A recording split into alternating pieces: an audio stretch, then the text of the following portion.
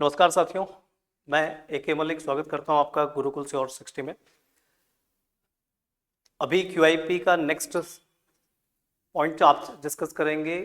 QIP 1071 कल हमने discuss किया था 1070। इंपॉर्टेंट क्वेश्चंस हैं, इनको एक बार फॉलो करते जाएं। कुछ बच्चों के नंबर अच्छे आ रहे हैं और मेहनत के जिनके नंबर थोड़े डाउन है वो थोड़ा सा मेहनत बढ़ा लीजिए अपना। और जिस चीज़ सेगमेंट में डाउट आ रहा है उसको हमसे कंसल्ट कर लो।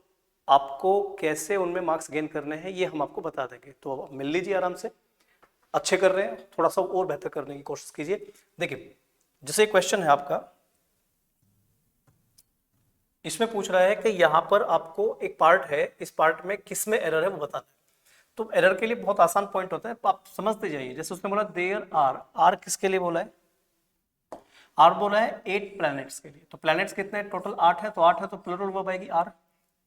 इन our solar system and a earth. तो यहां ध्यान से देखो, वॉवल साउंड पढ़ा होगा आपने। अगर वॉवल साउंड है ए ई आई ओ अ, इसे यू का साउंड नहीं बोलना, इसे अ का साउंड बोलेंगे। अगर ये अ का साउंड है तो वॉवल है, अगर ये यू का साउंड है तो फिर ये कॉन्सोनेंट है, ध्यान रख लेना। तो ए ई आई ओ अ, अगर ये साउंड रहेगा तो इससे पहले हम क्या यूज करेंगे? एन। तो यहाँ पे तो अर्थ है ना, तो अर्थ के साउंड में हमें क्या यूज करना है? एन। लेकिन प्रॉब्लम ये है, ए अर्थ एन अर्थ होता है, लेकिन अर्थ एक ऐसा प्रॉपर नेम है, इसको समझने को, उसको अर्थ एक ऐसा नेम है जिसके साथ ना तो कभी ए आएगा ना एन आएगा। तो बच्चा क्या सोचेगा जी, अर्थ में तो ई का साउंड आएगा तो एन आना चाहिए, एन अर्थ। लेकिन समझो, अर्थ को काउंटेबिलिटी में रख नहीं सकते हो। अर्थ एक प्लैनेट का नेम है और जितने भी प्लैनेट्स हैं उनके जो भी नेम होते हैं उनके साथ एक डेफिनेट आर्टिकल चलता है द। तो यहाँ ए और एन का भी लॉजिक नहीं बैठेगा, यहाँ पे क्या करना पड़ेगा? The earth. तो ज्यादातर स्टूडेंट ठीक कर लिया होगा इसमें। साउंड के हिसाब से ए एन आता है, लेकिन अर्थ, मून, मार्स इनके साथ में द आता है। क्लियर? नेक्स्ट क्वेश्चन पे आइए। ये कह रहा है you expressed your opinion very clearly. अब देखो, क्लियरली इसलिए इसने बोला क्योंकि आपको अपने ओपिनियन को एक्सप्रेस करना है। एक्सप्रेस क्या है? वर्ब। और वर्ब को क्वालिफाई कौन करता है? एडवर्ब। तो क्लियरली आ जाएगा, कोई समस्या नहीं है। But I am sorry, I am sorry ठीक है आपको, but I am sorry I can not agree to you. अब देखो, कैन नॉट के साथ वर्ब की फर्स्ट फॉर्म आ गया एग्री, और एग्री के साथ लिखा है यू। तो एग्री जब भी तुम किसी व्यक्ति से करते हो एग्री, तो एग्री के साथ में अगर कोई पर्सन लिखा है ना, कोई व्यक्ति लिखा हुआ है एग्री, तो उसके साथ प्रीपोजिशन चलता है with. I do not agree with you या I can not agree with you. तो एरर जाएगी I can not agree with में। तो यहां पे तुम्हें टू की जगह क्या करना है? विद करना है। तो रिप्लेस टू विद। नेक्स्ट, इसको देखो ध्यान से।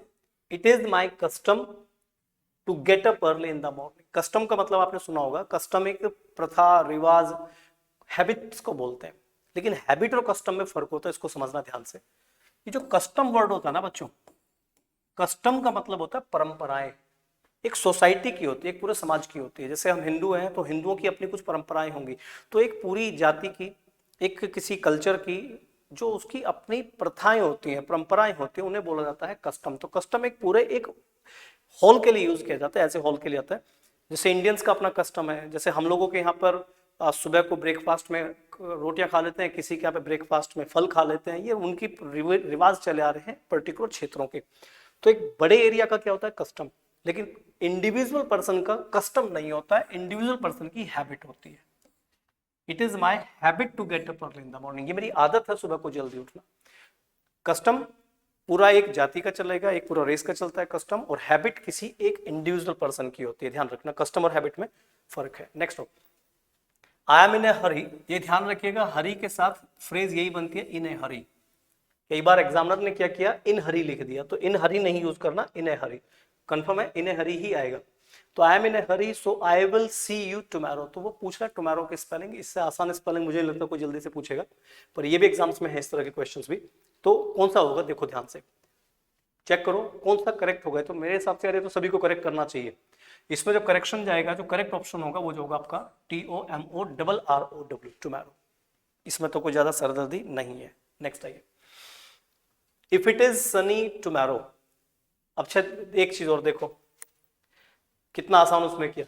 79 क्वेश्चन में टुमारो की स्पेलिंग पूछ ली, और 70 मतलब 80 क्वेश्चन में टुमारो की स्पेलिंग सामने लिख के दे दी। तो इतना अंदाजा लगा लो, वो तो पेपर वहीं से आउट कर दिया उसने। तो इट इज सनी टुमारो, ये कल अगर धूप निकली तो, we go for a picnic, तो हम पिकनिक पे जाएंगे। कंडीशनल सेंटेंस है, या कंडीशनल सेंटेंस आपने सुने होंगे कि कंजंक्शन है इफ, और इफ के बाद लिखा हुआ है प्रेजेंट इंडेफिनिट टेंस, तो फिर जो मेन सेंटेंस होगा वो फ्यूचर में बनता है, विल शैल कैन में, इस तरह से बनेगा। तो we will go, shall go option में नहीं है तो पॉइंट जाएगा we will go for a picnic. और ये ध्यान रखना पिकनिक के लिए फॉर आता है या फिर ऑन आता है, we will go on a picnic या we will go for a picnic. Clear? 81, this is an old rivalry between the three families four ages। four ages का मतलब होता है बहुत लंबे समय से, और there is an old rivalry between the three families four ages। four ages का मतलब काफी समय से तीन परिवारों के बीच में क्या चल रहा है, झगड़ा चल रहा है। अब देखो यहाँ पर दो प्रॉब्लम्स बन सकती है। बच्चा सोचता है कि फैमिली तीन है तो तीन फैमिली के लिए बिटवीन आना चाहिए, ठीक है बिटवीन आ जाएगा, लेकिन तीन फैमिली में बहुत सोचते हैं दो के लिए बिटवीन आता है, दो से ज्यादा के लिए अमंग आता है। ग्रामेटिकली इसमें डी ऑप्शन जाना चाहिए, क्योंकि वो पूछ रहा है इस वाले पॉइंट में बिटवीन द थ्री फैमिलीज, इसने कहीं पूछा ही नहीं है। अगर वो इस सेंटेंस में कुछ और भी पूछता तो फोर एजेस एक एक्सप्रेशन है, एक्सप्रेशन टाइम है, तो सेंटेंस में यहाँ पे परफेक्ट बनना चाहिए था देयर हैज बीन, वो उसने पूछा नहीं है। तो जब वो उसने पूछा नहीं है तो उस कंडीशन में जब जहां पूछ रहा है वहां पे फोकस कीजिए। बिटवीन द थ्री फैमिलीज, कितनी फैमिलीज हैं? तीन, तो तीन फैमिलीज तो क्या जाएगा, among the three families, among the three families. Next आइए, the teacher asked the students, ध्यान से देखो पूरा फोकस किया करो क्वेश्चन के ऊपर। टीचर ने स्टूडेंट्स से पूछा, अब टू के साथ तुम्हें वर्ब की फर्स्ट फॉर्म लगानी है, to attention towards the instructions given for the project, कि एक प्रोजेक्ट है उसके लिए कुछ इंस्ट्रक्शंस दिए गए हैं, उन इंस्ट्रक्शंस के लिए आपको क्या करना है, अटेंशन मेक करना है, अटेंशन हेड। टू के साथ हेड तो आ नहीं सकता, ध्यान देखो टू के साथ आती है वर्ब की फर्स्ट फॉर्म, यानी V1 यहाँ पे आएगा, हेड तो नहीं आएगा। कीन वर्ब होती नहीं है, ये भी नहीं आएगा, तो पे या मेक, आपने सुना भी होगा pay attention to me, pay attention, तो वर्ड क्या सही होगा, pay attention, to pay attention towards instruction. जब भी तुम किसी पर ध्यान देते हो या अटेंशन पे करते हो तो उसके लिए पे ही वर्ड आएगा, ध्यान रखना, पे अटेंशन टुवर्ड्स। क्लियर? थोड़ा ध्यान रखना इस फ्रेज को, बहुत इंपॉर्टेंट होती है वाली, पे अटेंशन टू। नेक्स्ट देखिए, एवरीवन, ये तो बड़ा सिंपल क्वेश्चन है यार, जल्दी से देखो इसको तो मेरे हिसाब से उड़ा देना चाहिए ऐसे क्वेश्चन को। तो क्या लिखा हुआ है, एवरीवन, और एवरीवन कैसा वर्ड है, सिंगुलर, और जब ये सिंगुलर वर्ड है तो इसके तो वर्ब भी कैसी आएगी, सिंगुलर, तो हैव नहीं होगा, हैज होगा। एवरीवन हैज टू ज्वाइन, आगे जो भी है टाइम खराब मत करना, क्वेश्चन का मतलब आपको करेक्शन मिल गया कि करेक्शन कहाँ पे होना है, काम हो गया, आगे बढ़ जाओ। एवरीवन हैज, ज्यादा टाइम नहीं लगाता ऐसे क्वेश्चंस में। नेक्स्ट है, वंस बिटन थ्राइस शाय, ये एक प्रोवर्ब है अंग्रेजी में, जिस बच्चे ने सुना होगा इस कहावत को उसके लिए बड़ा आसान है। वंस बिटन ट्वाइस शाय, इसको हिंदी में बोलते हैं दूध का जला छाछ भी फूंक मार के पीता है। जैसे आपने देखो ना, एक बार किसी आदमी को एक गलती पे थप्पड़ मार दो तो दोबारा उस गलती को करने से पहले दो बार सोचता जरूर है। ये अंग्रेजी में कहावत होती है, वंस बिटन थ्राइस शाय नहीं होता, पूरी प्रोवर्ब समझिए, ट्वाइस शाय होता है। वंस बिटन ट्वाइस शाय, एक बार दूध का जला छाछ भी फूंक मार के पीता है। दूध में मुंह जल गया तो छाछ को पीने से पहले भी दो बार सोचोगे। वंस बिटन ट्वाइस शाय, या ट्वाइस शाय होता है। प्रोवर्ब हमेशा फिक्स्ड रहती है, प्रोवर्ब में आप टेंसेस या किसी वर्ड को अपने हिसाब से नहीं बदल सकते हो, ये जैसी है वैसी ही रहेगी, इसको समझ के चलना। प्रोवर्ब्स में कुछ भी आप चेंज नहीं करेंगे अपने पास से, जैसी है वैसी ही लिखनी है। तो पूरी प्रोवर्ब क्या है, वंस बिटन ट्वाइस शाय। नेक्स्ट आइए, ये चेक करो, आसान क्वेश्चन है। इसकी स्टार्टिंग या तो क्यू से हो रही है या पी से हो रही है, दो ही ऑप्शन है। फर्स्ट इंस्ट्रक्शन दिया है वन मानसून इवनिंग, एक बार की बात है, कब की बात है, एक मानसून की शाम है, कोई थी, एक मानसून की शाम की बात चल रही है। तो यहां किसको जोड़ोगे आप, पी में लिखा है the farmer return from the fields, एक मानसून की शाम को किसान खेतों से लौटा। अगर मैं इस ऑप्शन को मान लेता हूं तो इसके बाद लिखा Q, when the sky was overcast, जब बादल आसमान में घटा छाई हुई थी और बिजली कड़कड़ा रही थी, बादलों में बिजली कड़कड़ा रही थी, अगर इसको मानते हैं तो। फिर इसके बाद क्यू के बाद जाएगा R, and found a group of children playing on the road. अब देखो इसने यूज करते हैं यहाँ पे एंड फाउंड, किसके लिए बोला? फार्मर के लिए। तो बीच में इस लाइन को मैं नहीं जोड़ सकता हूं, इसलिए इस वाले ऑप्शन से तो सेंटेंस नहीं जाएगा। तो कुछ स्टूडेंट्स ने करा भी होगा इसको, एक बार जल्दी देखो आप लोगों ने क्या किया इसमें, अपने पॉइंट को थोड़ा समझिए। तो पी से तो ये सेंटेंस शुरू नहीं हुआ, किससे शुरू होगा? क्यू से। अब क्यू के बाद एस भी है, क्यू के बाद पी भी है, क्यू के बाद आर भी है। तो देखो क्यू तो आएगा ही आएगा।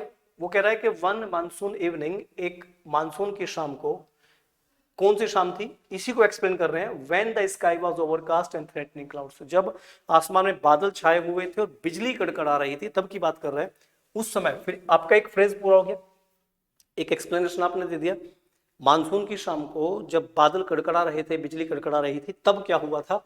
फिर जाएंगे सेंटेंस का सब्जेक्ट लेके आओ इन दोनों चीजों का।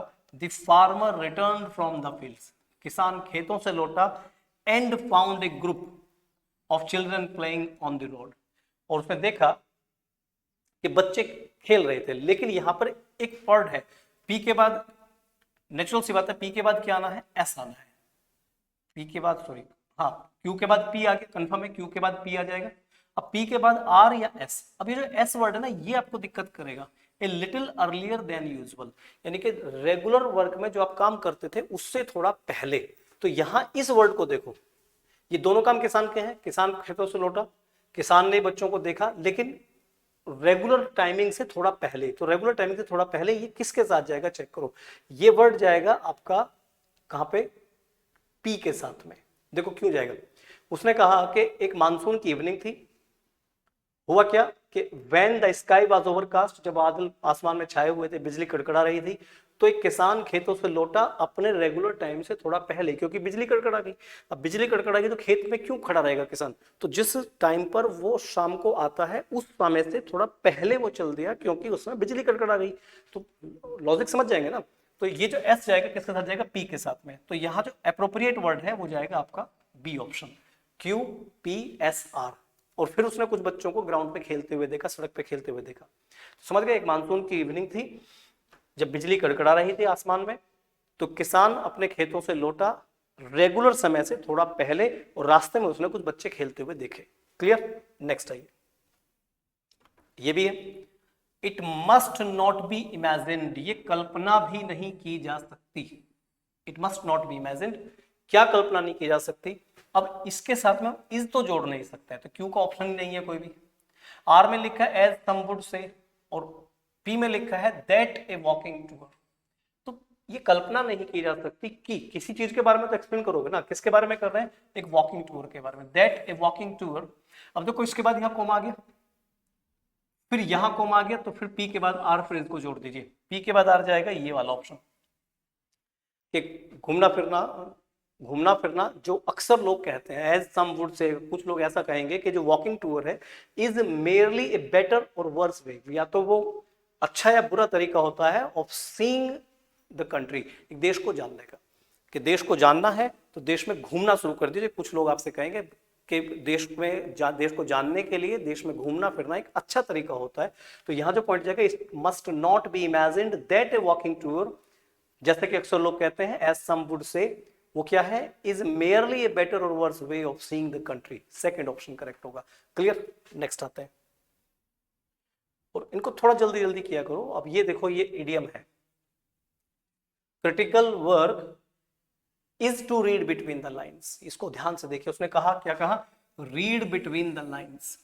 देखो मान लीजिए एक लेटर लिखा है एक आदमी ने, कोई 2-4-5 लाइन लिख के आपको दे दी, ठीक है, एक तो आपको लिख के दे दिया, लेकिन इन लिखी हुई बातों के पीछे का अर्थ क्या है उसे समझने को बोलते हैं रीड बिटवीन द लाइन्स। जैसे मैंने आपसे कुछ कह दिया और उन बातों का अर्थ क्या है, एक तो होता है सीधी सीधी आपने फ्लैट बात समझ ली, लेकिन एक उसका जो मीनिंग होता है, उस अर्थ को समझना होता है, उसे बोलते हैं read between the line, to understand the inner meaning. जैसे आप खाना खा रहे हैं, आपकी मम्मी खाना खा रही है और आपकी मम्मी को आपने परेशान कर रखा है, तो मम्मी ने कह दिया जब मर जा परे को, तो तुम्हारी मम्मी ने तुमसे कहा जब मर जा परे को, तो इसका मतलब तुम मर थोड़ी जाओगे। रीड बिटवीन द लाइन समझो, इसका मतलब है कि वो कहना क्या चाहिए उसका अर्थ को समझो, ये नहीं कि गए और जहर खा के मर गए। रीड बिटवीन द लाइन का मतलब होता है कि जो बात कही है उसके छिपे हुए अर्थ को समझने की कोशिश करो। रीड बिटवीन द लाइन यानी कि अंडरस्टैंड द इनर मीनिंग। कि मैं तो मर गया, मेरी मम्मी ने मुझे मर नहीं कही थी इसलिए मैं मर गया, मरना नहीं है वहां पे। ये बड़ा इंपॉर्टेंट है। स्टूड हिज ग्राउंड, ध्यान से देखो, वो कह रहा है कि द कॉन्विक्ट, कॉन्विक्ट होता है अपराधी, क्लेम्ड इनोसेंस, अपराधी तो एक ही बात कहता रहा कि मैं भाई साहब बेगुनाह हूं। The convict claimed innocence, convict ने क्या क्लेम किया? इनोसेंस को क्लेम किया। इनोसेंस मतलब बेगुनाही को क्लेम करता रहा कि मैंने कुछ नहीं किया, मैंने कुछ नहीं किया। एंड स्टूड हिज ग्राउंड, और जमीन पकड़े रहा अपनी, डटा रहा। In spite of repeated accusation, accusation होता है आरोप मर देना, भले ही उसके पास कंटिन्यू बार बार आरोप लगते रहे, उसके ऊपर आरोप लगते रहे, फिर भी वो अपनी बात पे अड़ा रहा और अपने आप को बेगुनाह साबित करने का क्लेम करता रहा। तो यहां पर स्टूड हिज ग्राउंड का मीनिंग क्या जाएगा? नेल्ट, सरेंडर्ड, केप्ट स्टैंडिंग या रिफ्यूज टू यील्ड। यील्ड का झुकना, यही जाएगा, झुका ही नहीं बंदा। तो यहां जो एप्रोप्रिएट वर्ड जाएगा स्टैंड ग्राउंड का मतलब होता है नॉट टू यील्ड, यानी कि झुकना नहीं है, चीजों से अड़े रहना, डटे रहना, नॉट टू यील्ड होता है। ठीक है दोस्तों, आगे बीनीथ एक प्रीपोजिशनल पॉइंट होता है, पुराने टाइम का वर्ड है, पहले प्रीपोजिशन की तरह यूज होता था, अब तो नॉर्मल इस वर्ड का यूज भी कम ही हो चुका है, पर फिर भी ध्यान रखें ये अंडर का मीनिंग देता है। Beneath is equal to under, ठीक है, जैसे बीनीथ बोल दीजिए, अंडर बोल दीजिए, एक ही बात होती है। जैसे बीनीथ द रूफ या अंडर द रूफ एक ही बात होती है। बीनीथ मतलब नीचे। तो इसका पूछ रहा है वो एंटोनिम यानी कि अपोजिट, तो कौन सा जाएगा देख लो ध्यान से, बिहाइंड, अपोजिट, बिसाइड, अबव, तो कौन सा जाएगा? अबव। अंडर का अपोजिट तो अबव होगा ना, ओवर या अबव, ऊपर, तो ये नीचे की सेंस है, अपोजिट हो जाएगा ऊपर, बीनीथ। क्लियर, आसान वर्ड है। स्क्वेलिड, इस वर्ड को आप याद भी कर सकते हैं, मैं इसकी ट्रिक बता देता हूं। स्क्वा को आप याद कर लीजिए इश्क से, इश्क, प्यार, इश्क, मोहब्बत जो होती है, इश्क, इश्क से याद करो, इश्क, स्क्वा, SQU, ये ना इसको, इसको को याद कर लीजिए इससे। और लिड तुमने सुना होगा, लिड, LID, लिड, जैसे बोतल का लिड होता है, बर्तन के ऊपर लिड होता है, लिड मतलब ढक्कन, ढक्कन सुना होगा आपने, क्या बड़ा ढक्कन आदमी यार, ढक्कन कहा जाता है मूर्ख को, ये आपने सुना होगा, लिड। मैं तो मीनिंग बता देता हूँ, उसको समझ लो कैसे याद कर सकते हैं। कि वो लड़का इश्क में पड़ गया, पढ़ने की तैयारी थी, SSC की प्रिपरेशन कर रहा था, इंस्पेक्टर उसे बनना था, लेकिन वो पड़ गया कोचिंग सेंटर में आके इश्क में। बड़ा ढक्कन आदमी है, पढ़ने गया था, ढक्कन आदमी इश्क में पड़ गया, तो ये आदमी क्या है? मूर्ख कहलाता है। तो स्क्वैलिड का मतलब होता है वे लोग जो अपने काम को छोड़ के इश्क में पड़ जाए, वो क्या है? स्क्वैलिड, याद कर लोगे। और स्क्वैलिड का मतलब क्या होगा? कबाड़ कर देना, कचरा कर देना। पढ़ने गया था, पढ़ाई का कचरा कर दिया, किताबों का कचरा कर दिया, उसे बोलते हैं स्क्वैलिड। इश्क कर रहे हो पढ़ाई के समय पे तो तुम ढक्कन हो, तुम मूर्ख हो, और तुम बर्बाद कर बैठोगे जिंदगी को, इसे ही बोलते हैं स्क्वैलिड। स्क्वैलिड मतलब बर्बाद कर देना, गंदा कर देना, सब चीजों का मलिया मिट्टी कर देना, बिगाड़ देना। तो ये पूछ रहा है एंटोनिम, इसका मतलब है गंदगी, गंदगी मचा देगा आदमी। पढ़ाई के टाइम पे इश्क में कर रहा है भाई साहब, ये दिल बनाता रहेगा, किताबों बैठा हुआ नाम लिखता रहेगा मोहब्बत वाली के, ये मतलब कि हर चीज को क्या करेगा? गंदा कर देगा। तो स्क्वैलिड मतलब गंदा, तो इसका अपोजिट क्या जाएगा? क्लीन। Clear word. फिल्दी भी गंदा होता है, इन्फेस्टेड जो किसी चीज से घुन लग जाता है या कोई चीज कीड़े वीड़े खराब कर देते हैं, इन्फेस्टेड। और साइलेंट तुम्हें पता है, तो इसका वर्ड क्या जाएगा? अपोजिट पूछा है तो क्लीन जाएगा। नेक्स्ट आइए, in the interview she answered all the questions with confidence, simple word है, with confidence या confidently। मैंने आपको एक बात बताई थी, अगर किसी नाउन के साथ कोई प्रीपोजिशन लिखा है, जैसे कॉन्फिडेंस नाउन है, साथ में विद है, ये एडवर्ब का काम करता है। ये मैंने आपको बताया था लास्ट क्लासेस में भी, कि नाउन के साथ अगर सेंटेंस में कोई प्रीपोजिशन है तो ये क्या काम करेगा? एडवर्ब का काम करेगा। ठीक है, तो विद कॉन्फिडेंस करेक्ट होगा, क्योंकि आंसर जब आप भी देंगे तो कॉन्फिडेंस के थ्रू देंगे, कॉन्फिडेंस के साथ देंगे। चलो, एक्सपेंडेबल सुना होगा। एक्सपेंडेबल, एक्सपेंडेबल का मतलब जैसे सोना होता है, गोल्ड, गोल्ड को पीट के उसे एक्सपेंड किया जा सकता है, मतलब उसे फैलाया जा सकता है, खींचा जा सकता है।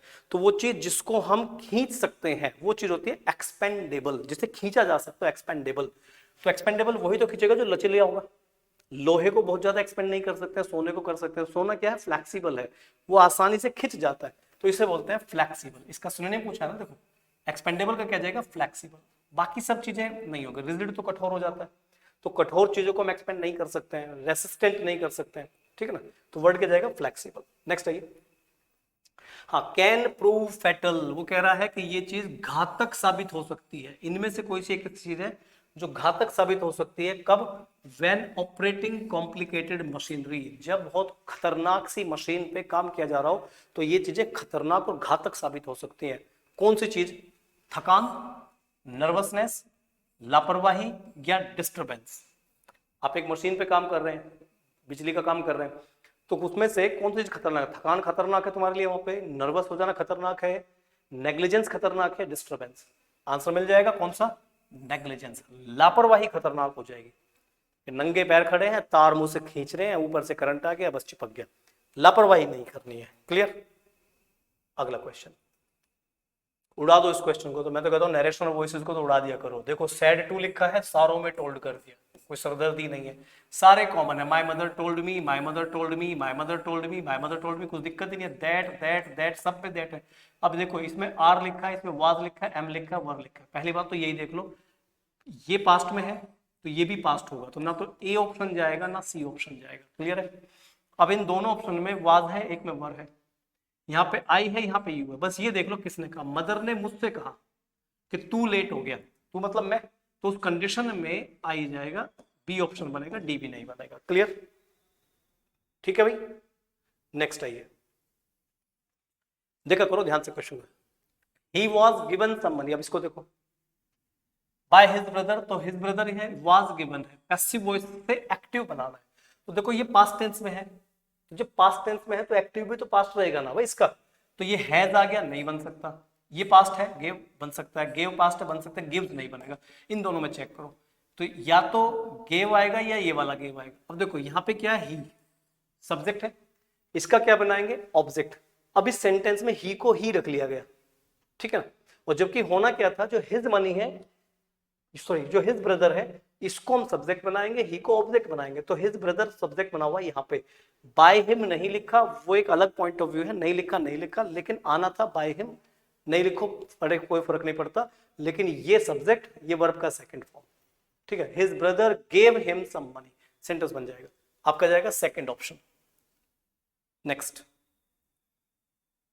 ये चेक करो, क्लॉज टेस्ट है, आसानी से देखो। पिजन रेसिंग, कबूतरों की बात चल रही है यहाँ पे, हैज बिकम इंक्रीजिंगली पॉपुलर, ये बहुत पॉपुलर हो गई है in parts of China, the country's elite and its middle class. Country's elite का मतलब होता है ऊंचे तबके के लोग या मिडिल क्लास के लोग। तो मिडिल क्लास में और हायर क्लास में कबूतरों की जो रेस है वो बहुत पॉपुलर हो गई है। अब यहाँ ऑप्शन बताना आपको कौन सा आएगा, हायर क्लास में और मिडिल क्लास में क्या आएगा? Against, along, about, among, among आएगा। देखो ध्यान से, उसने कहा है कि चाइना के इलाइट क्लास, उत्कृष्ट क्लास में और मिडिल क्लास में ये क्या हो चुका है? बहुत फेमस हो चुका। तो अमंग द कंट्रीज इलाइट। सुनियान एक आदमी का नाम है, डेप्यूटी जनरल सेक्रेटरी है ये। सुनियान कौन है? The deputy general secretary of Beijing racing pigeons association. तो ये इनके कबूतरबाज आदमी है। तो कबूतरों की एसोसिएशन है रेसिंग का उनका एक, तो उसका एक डेप्यूटी जनरल है, उप सचिव जिसे बोलते हैं, सुनियांग। वो कहता है that at least 1 lakh pigeon breeders. तो यहाँ पे कौन सा ऑप्शन आएगा? देखो सेकंड ऑप्शन देखो क्या आएगा, सैड, क्लैरिफाइड, टोल्ड और एडवाइज। मैंने आपको बताया था एक चीज ध्यान रखना, टोल्ड के तुरंत बाद कभी भी कंजंक्शन नहीं आएगा। तो यहाँ पे वर्ड जाएगा सैड दैट। उसने कहा कि, सेड दैट, देखो ध्यान से, सेड दैट क्या कहा उसने? एटलीस्ट 1 लाख पिजन्स ब्रीडर्स के 1 लाख कबूतरों की जो ब्रीडिंग कराने वाले लोग हैं, लिव इन बेजिंग, वो बीजिंग में रहते हैं। एंड 90,000 ऑफ देम, और उनमें से 90,000 are registered with racing pigeon association, और 90,000 तो उसमें से उस एसोसिएशन से रजिस्टर्ड है। मतलब कितने कबूतरबाज आदमी है ये। पर देखो फिर भी कौन सा आना चाहिए? 1 लाख तो लगभग है और उनमें से 90,000, तो क्या जाएगा? ऑलमोस्ट 90,000, लगभग 90,000 उनमें से है। अच्छा कुछ लोग नियर बाय सोचेंगे, तो नियर बाय तो होता है उसके आसपास, और ऑलमोस्ट होता है लगभग 90,000, ये आसपास होता है नियर बाय जो होता है, ठीक है। और क्या था क्वेश्चन आगे देखो इसमें, और एसोसिएशन से रजिस्टर्ड है एट लेवल्स। एट लेवल्स का ऑप्शन देखो क्या जाएगा इसमें, different levels, deferred levels, differ level, differential. तो क्या जाएगा? लेवल नाउन है, नाउन से पहले कौन आएगा? एडजेक्टिव। तो डिफरेंट लेवल आएगा। डिफरेंट लेवल मतलब अलग अलग लेवल पर लगभग 90,000 लोग रेसिंग पिजन एसोसिएशन से रजिस्टर्ड है, और उनका क्या है? To qualify for the games held in the spring and autumn, जो बसंत में या फिर पतझड़ के टाइम पर जाके जो गेम होते हैं उनमें क्वालिफाई करने के लिए वो लोग अलग अलग लेवल पर अपना नाम रजिस्टर कराते हैं। और competitions can be lucrative, lucrative का मतलब होता है ललचाने वाला, आकर्षक। इसको भी मैं रिलेट वर्ड बता देता हूं, वो चीज जो तुम्हारे लक को क्रिएट करे, लक को क्रिएट कहते हैं मेरी किस्मत चमक जाएगी अगर ये हो गया, तो मेरी जॉब लग गई तो मेरी किस्मत चमक जाएगी। तो जॉब जॉब क्या रहेगी आपके लिए, लक को क्रिएट कर देगी। वो वर्ड क्या है, ल्यूक्रेटिव। ल्यूक्रेटिव मतलब लक को क्रिएट करने वाला, रिलेट कर लेना इस वर्ड को, यानी कि आकर्षक, ऐसी चीज जो आकर्षक है। फॉर ऑनर्स, तो कौन से ऑनर्स की बात चल रही है, देखो pigeon honours, birds honours, animals या बर्ड। अब देखो एनिमल की तो बात ही नहीं हो रही, कबूतरों की बात चल रही है, लेकिन यहां एक वर्ड लिखा है ऑनर। ऑनर से पहले में लिखना, ऑनर क्या है, नाउन,